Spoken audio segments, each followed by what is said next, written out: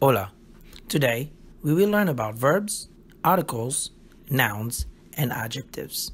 Starting with the verb llevar. Llevar means to wear.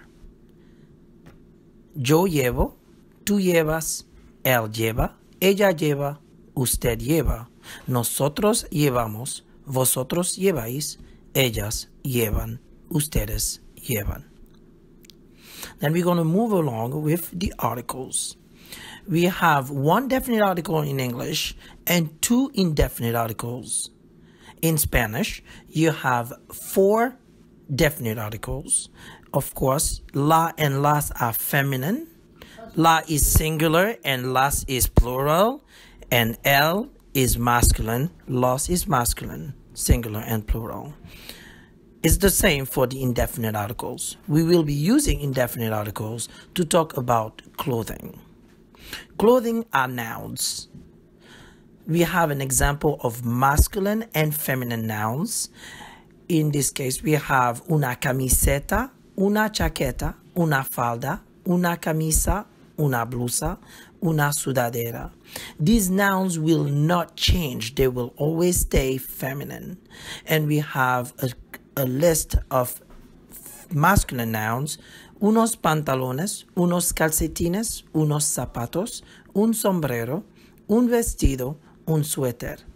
Notice that pantalones, calcetines, and zapatos are usually plural. We would say pants, socks, and shoes instead of pant or sock or shoe. Now, these are nouns. In Spanish, they will stay the same gender. They can change, they can be singular or plural, but they are going to stay in their gender that you can see the color to represent the gender. Now we're going to go with the colors. We know that colors are adjectives. We have some examples of colors. Now, colors can be masculine or feminine. Now, if they're ending in an O or an A, they would have, for instance, for rosado, we have rosado, rosada, then rosados, and rosadas.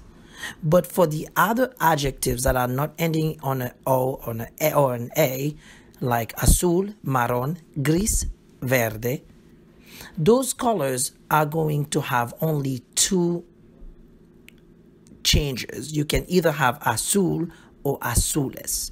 Don't forget to make a plural in Spanish. If the adjective is ending with a vowel, you just add an S, but if it's ending with a consonant, you add an ES. Now we are going to talk about an agreement between the article, a noun, and the adjective. This is really critical because in English, you would say a red shirt. The agreement is going with the article, the adjective, and the noun.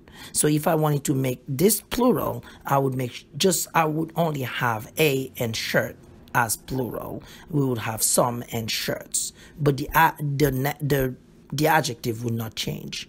In Spanish, on the other hand, I would say una camisa roja. The order is the article, the noun, and the adjective. Now, there is an agreement with the noun with the adjective and the article. The gender of the noun would be distributed to the article and the adjective. I will give you an example here. For instance, if I wanted to say I am wearing a green t-shirt, I would say yo llevo una camiseta verde. Now, if you look at the board, you have the verb in green on the top, and on the other side, on the top, you have the noun. And the noun is not going to change. The only thing that can be changed is the adjective and, of course, the article that is going with the noun. It's very important. So I'll give you a set of examples. You have tú llevas unos calcetines anaranjados, meaning you are wearing orange socks. Usted lleva una blusa morada. Notice that I would say una blusa morada, and if it was plural, I would say unas blusas moradas. And nosotras llevamos unas blusas rojas. Notice the same gender and number with the article and the adjective. Ellos llevan unos zapatos azules. Enjoy. Remember that Spanish totally rocks.